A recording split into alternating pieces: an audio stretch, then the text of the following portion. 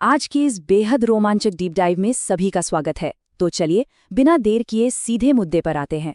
आज हम artificial intelligence की एक ऐसी यात्रा पर निकलने वाले हैं जो वाकई में होश उड़ा देने वाली है। हम उन रोजमर्रा के पावरफुल एआई टूल्स से शुरुआत करेंगे जिन्हें आज हम अपने काम में इस्तेमाल कर रहे हैं, और फिर वहां से आगे बढ़ते हुए भविष्य की उस तकनीक तक जाएंगे जहां एआई पूरी तरह से ऑटोनोमस यानी अपने आप में स्वतंत्र होगा। ये सफर बस कुछ फाइल्स अपलोड करने से शुरू होकर ऐसे न्यूरल नेटवर्क्स तक जाता है जो बिल्कुल इंसानी दिमाग की तरह खुद ब खुद सीख सकते हैं। इस पूरे कॉन्सेप्ट को आसानी से समझने के लिए हमारा आज का रोड मैप कुछ इस तरह रहेगा। सबसे पहले हम AI in the real world देखेंगे, फिर कॉम्प्लेक्स डेटा वर्कफ्लोज की बारीकियों को समझेंगे। इसके बाद हम बात करेंगे आज के एआई की कुछ बुनियादी सीमाओं पर, कंटिन्यूअल लर्निंग और मेमोरी के विज्ञान को डिकोड करेंगे, और आखिर में अडैप्टिव एआई के भविष्य पर एक नजर डालेंगे। तो चलिए अपने पहले टॉपिक की ओर बढ़ते हैं। भाग 1, वास्तविक दुनिया में एआई। देखिए, आज के इस डिजिटल दौर में हमारी सबसे बड़ी सिरदर्दी है इन्फॉर्मेशन ओवरलोड। मतलब चारों तरफ ढेरों फाइल्स, अनगिनत रिपोर्ट्स और डेटा का एक बहुत बड़ा पहाड़ है। इस उलझन को सुलझाने में आज का एआई हमारी कैसे मदद कर रहा है, आइए देखते हैं। आधुनिक एआई टूल्स की ताकत का अंदाजा लगाने के लिए जरा इस 300 के नंबर पर गौर कीजिए। आज गूगल का नोटबुक LM जैसा टूल एक ही झटके में 300 अलग अलग फाइल्स को प्रोसेस कर सकता है। जब हम एआई को एक तय डेटा सोर्स या दायरा दे देते हैं तो वो सिर्फ उसी के अंदर से जानकारी निकालता है। इससे सबसे बड़ा फायदा ये होता है कि हेलुसिनेशन यानी एआई द्वारा हवा में तीर चलाने या मनगढ़ंत जानकारी देने की समस्या लगभग खत्म हो जाती है। तो चलिए अब आगे बढ़ते हैं और देखते हैं कि ये सिस्टम काम कैसे करता है। भाग 2, जटिल डेटा वर्कफ्लोज में महारत हासिल करना। ये जो बाउंडेड डेटा है, यानी एक तय दायरे में रखा गया डेटा, ये आखिर बड़े बड़े बिजनेस फायदों में कैसे बदल जाता है, ये समझना सच में बहुत दिलचस्प है। आज के जो एआई प्लेटफॉर्म्स हैं वो मुख्य रूप से 3 बहुत ही आसान स्टेप्स पर काम करते हैं।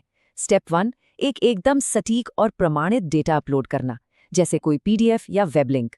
स्टेप 2, एक कस्टमाइज्ड प्रॉम्प्ट सेट करना, यानी एआई को बिल्कुल साफ साफ बताना कि उसे आखिर ढूंढना क्या है।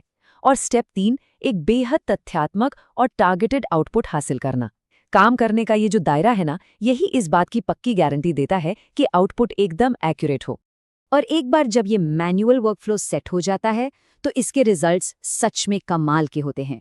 सिर्फ एक अच्छे प्रॉम्प्ट के जरिए हम किसी वीडियो ट्रांसक्रिप्ट से SEO ऑप्टिमाइज्ड ब्लॉग्स बना सकते हैं। स्टूडेंट्स के लिए क्विज फ्लैश कार्ड्स चुटकियों में तैयार हो सकते हैं। यहाँ तक कि इन्वेस्टर्स के सामने पेश करने के लिए एकदम शानदार स्लाइड डेक्स या फिर पॉडकास्ट स्टाइल में एक इंटरैक्टिव ऑडियो चर्चा भी जनरेट की जा सकती है।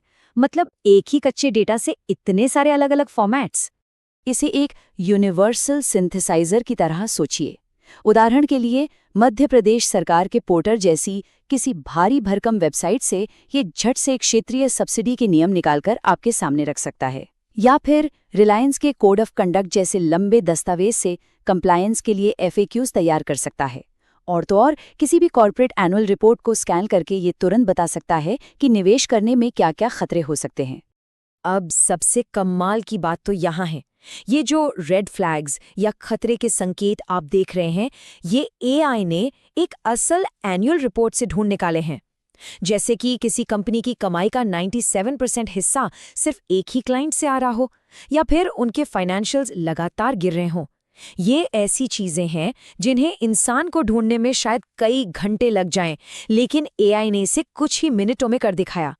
असल दुनिया में इसे ही कहते हैं असली वैल्यू। लेकिन ठहरिए, भाग 3, वर्तमान एआई की सीमाएं। अभी तक हमने जो भी देखा वो बहुत पावरफुल है, इसमें कोई शक नहीं। लेकिन कहानी में एक ट्विस्ट है। आज के एआई सिस्टम्स की एक बहुत बड़ी और बुनियादी कमजोरी है, और वो कमजोरी है इंसानी दखल की लगातार जरूरत। जरा इन दोनों की तुलना करके देखिए। आज का जो एआई है वो एक स्टैटिक वर्कफ्लो में फंसा हुआ है। मतलब हर नए काम के लिए हमें खुद उसे डेटा देना पड़ता है और बार बार प्रॉम्प्ट सेट करना पड़ता है। ये अपने आसपास के माहौल से खुद नहीं सीख सकता। इसके बिल्कुल उलट, कंप्यूटर साइंस का असली और अंतिम लक्ष्य है अडैप्टिव एआई बनाना। एक ऐसा एआई जो लगातार बदलती हुई दुनिया से खुद सीखता रहे, वो भी अपने पुराने ज्ञान को मिटाए बिना। तो चलिए भाग 4 में इसी अडैप्टिव एआई के पीछे के विज्ञान यानी कंटिन्यूअल लर्निंग और मेमोरी को डीकोड करते हैं। आखिर दुनिया भर के रिसर्चर्स इस ऑटोनमस भविष्य को सच करने के लिए किन-किन फ्रेमवर्क्स पर काम कर रहे हैं? अब एक स्वतंत्र एआई बनाने के रास्ते में एक बहुत बड़ा रोड़ा है, जिसे कैटास्ट्रोफिक फॉरगेटिंग या विनाशकारी विस्मरण कहा जाता है। इसका सीधा सा मतलब यह है कि जब आप किसी आर्टिफिशियल न्यूरल नेटवर्क को कुछ नया सिखाते हैं, तो वह अपनी पुरानी सीखी हुई बातों को या तो पूरी तरह से भूल जाता है या उन पर नई जानकारी ओवरराइट कर देता है। मशीनों के लिए एक ही समय में नई चीजें सीखना और पुरानी यादों को बचाए रखना सच में एक बहुत बड़ा चैलेंज है। और ठीक यहीं पर एंट्री होती है कंटिन्यूअल लर्निंग यानी सीएल की। यही वो साइंटिफिक तरीका है जो कैटास्ट्रोफिक फॉरगेटिंग का इलाज है। ये एक ऐसा तरीका है जो एआई को नए डेटा के हिसाब से ढलना भी सिखाता है और पुराने ज्ञान को भी सुरक्षित रखता है। विज्ञान की भाषा में इसे स्टेबिलिटी प्लास्टिसिटी डिलेमा को बैलेंस करना कहते हैं। मतलब नया सीखने के लिए फ्लेक्सिबल होना, लेकिन पुरानी यादों को न भूलने के लिए स्टेबल बने रहना। इस पूरी पहेली का एक और बहुत अहम हिस्सा है न्यूरल आर्किटेक्चर सर्च, शॉर्ट में कहें तो नेस। आज के समय में एआई का स्ट्रक्चर बनाने का काम इंसान खुद ट्रायल एंड एरर करके करते हैं, लेकिन नेस इस पूरे मानवीय काम को एआई डेवलपमेंट की प्रोसेस से ही बाहर निकाल देता है। ये एल्गोरिदम का इस्तेमाल करके एआई को अपना डिजाइन खुद तैयार करने की आजादी देता है। और इसी के साथ हम आते हैं अपने 5वें और आखिरी हिस्से पर, अडैप्टिव एआई का भविष्य। जब हम न्यूरल आर्किटेक्चर सर्च और कंटिन्यूअल लर्निंग को आपस में मिला देते हैं, तो नतीजे सच में जादू जैसे होते हैं। और सबसे मजेदार बात पता है क्या है? इन एडवांस थ्योरीज का आइडिया हमें हमारी अपनी बायोलॉजी यानी जीव विज्ञान से मिल रहा है। अगर हम इतिहास पर नजर डालें तो ये देखना बेहद दिलचस्प है कि कैसे बायोलॉजी ने हमेशा से कंप्यूटर साइंस को रास्ता दिखाया है। 1949 में हेब का लर्निंग रूल आया। फिर 1995 में कॉम्प्लीमेंट्री लर्निंग सिस्टम्स (CLS) को परिभाषित किया गया। 2002 में न्यूरो एवोल्यूशन को एक फॉर्मल रूप मिला। और आज इतने सालों बाद विज्ञान कंटिन्यूअली अडैप्टिव न्यूरल नेटवर्क्स यानी कैन्स तक पहुंच गया है। चलिए हेब के नियम को थोड़ा आसान भाषा में समझते हैं। नियम सीधा सा है, अगर हमारे दिमाग का न्यूरॉन ए बार बार न्यूरॉन बी को जगाता है तो उनके बीच का कनेक्शन बहुत मजबूत हो जाता है। स्तनधारियों के दिमाग में होने वाले ये बदलाव एआई के लिए मेमोरी बनाने का एकदम परफेक्ट ब्लूप्रिंट है। बिल्कुल इसी तरह एआई भी एसोसिएटिव लर्निंग के जरिए अलग अलग जानकारियों को आपस में जोड़ना सीख रहा है। अब जरा इस तुलना को देखिए, ये सच में दिमाग घुमा देने वाली है। बायोलॉजिकली हमारा हिप्पोकैम्पस तेजी से नई चीजें सीखने और शॉर्ट टर्म मेमोरी का काम करता है। एआई में भी अब ऐसा ही शॉर्ट टर्म मेमोरी मॉडल है। हमारा प्रीफ्रंटल कॉर्टेक्स लंबे समय तक यादों को सहेजता है। एआई भी ऐसा ही कर रहा है। और सबसे अनोखी बात, इंसान सोते समय अपने अनुभवों को दोहराते हैं। अब एआई में भी एक वर्चुअल स्लीप फेज होता है, जहां वो सीखी गई बातों को रीप्ले करता है ताकि वो उन्हें भूले नहीं। तो जब हम इन सारे कॉन्सेप्ट्स को एक साथ मिलाते हैं तो हमें मिलता है आज की चर्चा का सबसे बड़ा निष्कर्ष, कंटिन्यूअली एडेप्टिव न्यूरल नेटवर्क्स यानी कैन्स। ये पुरानी यादों को सहेजने और एआई के खुद अपना डिज़ाइन तैयार करने का एक ऐसा बेजोड़ संगम है जो एक ऐसा सिस्टम खड़ा करता है जो जीवन भर सीख सकता है।